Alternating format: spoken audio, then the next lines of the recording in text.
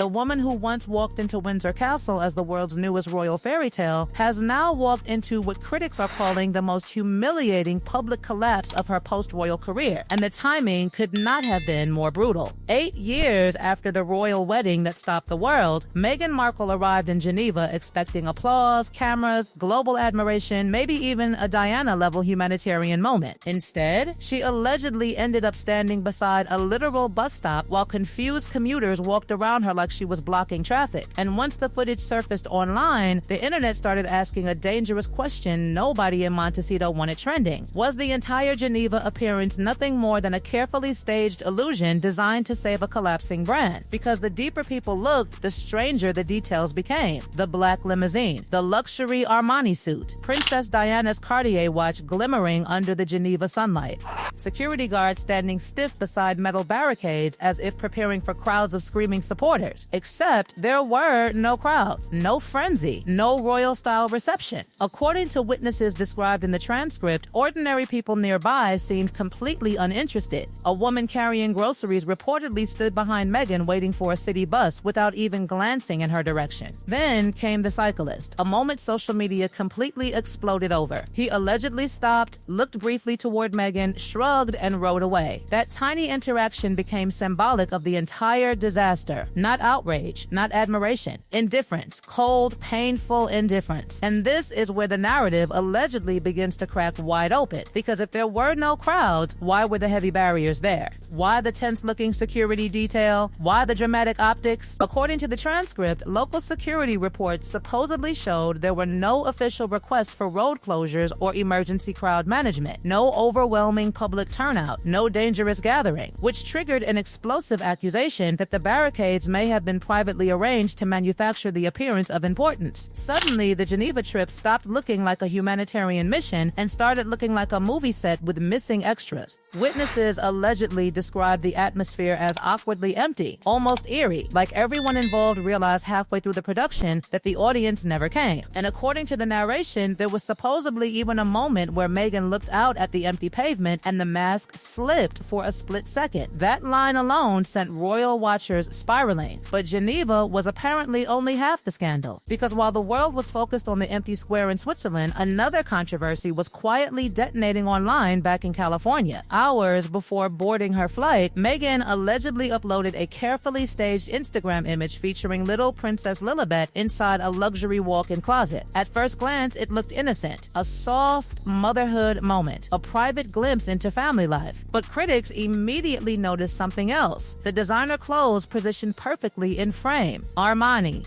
Dior, luxury heels, carefully lit fabrics, strategic placement everywhere. The transcript claims this was not accidental at all. It describes the image as a calculated merchandising operation designed to turn curiosity about Lilibet into traffic for Meghan's luxury branding empire. And the accusation that followed was vicious. Critics allegedly claimed the child was being used as bait to keep followers emotionally engaged while expensive fashion products quietly dominated the frame. Then came the number that made social media erupt. According to commentary referenced in the transcript, analysts estimated the visible wardrobe items in that single closet image could total nearly $250,000. And suddenly the optics became devastating. Hours before appearing at an event centered around vulnerable families and child safety, Meghan was allegedly showcasing a luxury environment worth more than many people earn in years. The contrast hit hard. Critics accused her of preaching compassion while simultaneously selling extreme privilege. And that contradiction became the fuel for an even larger narrative, one suggesting the Sussex brand was no longer functioning as a charity-first movement, but as a desperate commercial machine struggling to survive after major business setbacks. But things became even darker once people started digging into the organization behind the speech itself, because according to the transcript, questions allegedly emerged about Arkawell's operational status, staffing losses, and legal filings. The claims were explosive, reports of massive staff reductions, accusations that the foundation had become little more than a hollow shell. And then the most damaging allegation of all, that the organization had allegedly faced delinquency issues tied to charitable compliance filings in California. Suddenly, the Geneva speech wasn't being discussed as an inspirational humanitarian address anymore. It was being dissected like a possible PR operation built on collapsing infrastructure. Critics began asking whether global organizations had properly vetted the partnership at all. And just when it seemed the situation couldn't become more humiliating, another accusation exploded across the internet: the speech itself. Analysts and commentators allegedly started comparing parts of Meghan's remarks to published academic material from medical experts, specifically around child safety and digital platforms. The overlap claims spread fast. Suddenly, people weren't just questioning the audience size or the optics, they were questioning the originality of the message itself. Then body language discussions flooded social media. Every movement,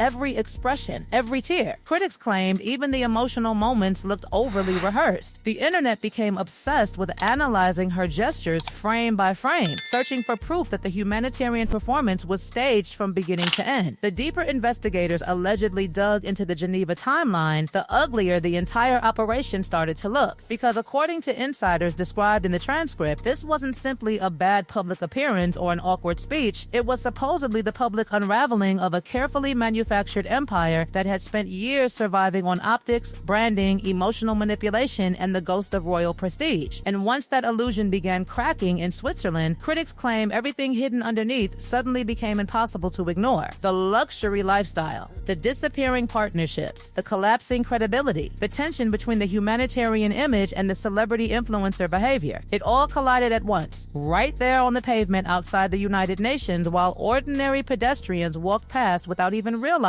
they were supposedly witnessing a historic global moment. Then came the alleged forensic timeline that completely intensified the scandal. Analysts supposedly reconstructed the final 19 hours leading up to the Geneva speech, and according to the transcript, every single event now looked disturbingly calculated. The closet selfie featuring Lilibet allegedly wasn't just a random upload anymore. It became the opening move in a global publicity chain reaction. The image goes live. Millions of followers engage. Fashion brands appear inside the frame. Debate erupts online. Then, just hours later, Meghan arrives in Geneva to speak about child welfare and digital safety, while the internet is still discussing a luxury merchandising post involving her own daughter. Critics called the timing catastrophic. Some even described it as the moment the Sussex strategy finally collapsed under the weight of its own contradictions. And according to the narrative inside the transcript, things allegedly spiraled before Meghan's plane even landed. Royal commentators and media writers reportedly began attacking the hypocrisy angle immediately. How could someone lecture the world about protecting children from exploitation while simultaneously placing a child into the center of a carefully monetized social media image? That accusation became radioactive, because once the public begins questioning motives involving children, emotion disappears and suspicion takes over. Suddenly, every gesture looked strategic, every photo looked staged, every emotional moment looked rehearsed, and Geneva transformed from a humanitarian opportunity into what critics were calling a live collapse of credibility. But perhaps the most painful part of the entire scandal was the contrast people immediately started making with the rest of the royal family. While Meghan allegedly stood behind rented barriers speaking to sparse crowds in Switzerland, comparisons exploded online showing huge public turnouts for Catherine, Princess of Wales, during appearances in Europe. Social media users began weaponizing the comparison brutally. One royal woman surrounded by cheering crowds and handmade gifts, another accused of needing staged optics and PR manipulation just to create the illusion of importance. Whether fair or unfair, the contrast was devastating. Because public perception doesn't care about explanations, it cares about images. And the image of Meghan standing beside a bus stop while security guards guarded empty pavement became impossible to erase from the internet's memory. Then came the most explosive theory of all, that Geneva wasn't actually about humanitarian work anymore. According to critics described in the transcript, the trip may have been a personal audition, a desperate attempt to prove Meghan could still operate as a solo global figure, even while rumors swirled around her marriage, her business empire, and the future of Markle. That interpretation grew even louder because Harry remained completely absent from the trip. No anniversary photographs, no supportive statements, no united front, just silence. And in royal gossip culture, silence is never treated as peace. Silence becomes evidence. Silence becomes suspicion. Silence becomes becomes fuel. And then the green folder theory detonated like gasoline on fire. Because according to the transcript, online investigators allegedly zoomed into the high-resolution closet image and convinced themselves they spotted materials connected to a powerful Los Angeles divorce law firm hidden in the background reflection. Whether true or not, the damage was already done. The internet exploded into full-blown speculation about separation rumors, legal preparations, and private fractures inside the Sussex marriage. Suddenly, Geneva looked different. The solo arrival looked different. The absence of Harry looked different. Even the emotional speech looked different. Critics started reframing the entire trip as the behavior of someone preparing for independence rather than partnership. Now, 8 years after the royal wedding that once looked like the beginning of a modern monarchy revolution, the narrative surrounding the Sussexes has allegedly transformed into something much colder and darker. A story of fading influence, collapsing optics, and a public image struggling to survive under non-stop scrutiny. The transcript ends with one chilling idea hanging over everything like smoke. Maybe Geneva wasn't just a failed appearance. Maybe it was the moment the entire illusion finally broke in public view. Because once the crowds disappear, once the cameras stop cooperating, once the emotional speeches start being questioned, and once even ordinary commuters walk past without looking twice, all that remains is the silence. And according to critics watching this story unfold, the silence coming from Montecito right now is louder than any speech Meghan Markle gave in Geneva.